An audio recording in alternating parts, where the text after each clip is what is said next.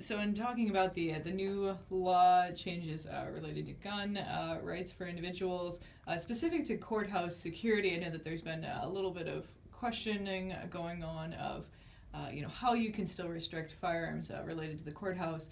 What does Dubuque County currently do, and in light of the new law, what's the path going forward? Well, our current process involves metal detection and x-ray of baggage as it comes into the courthouse.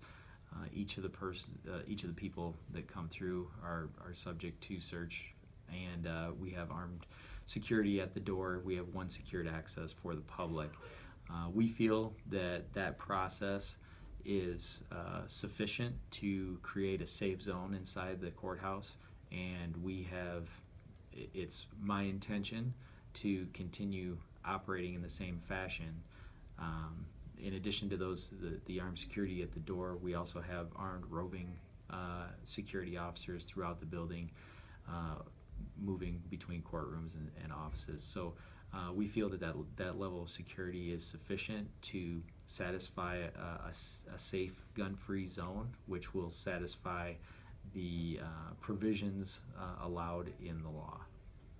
Okay, and so currently, not just related to firearms, what are the other types of possible weapons that you would seize or not allow past the front door? Anything that you would need or that would require you to carry a concealed weapons permit, with the exception of knives. We don't allow knives in the building. With a concealed weapons permit, you'd be allowed to carry a knife with a blade length longer than 5 inches, but or we don't allow knives in the building, and stun guns, things like that. Anything that people could use to disable another person or seriously injure another person. Okay, and so it sounds like long-standing procedures to keep people, for the most part, weapon-free in the courthouse.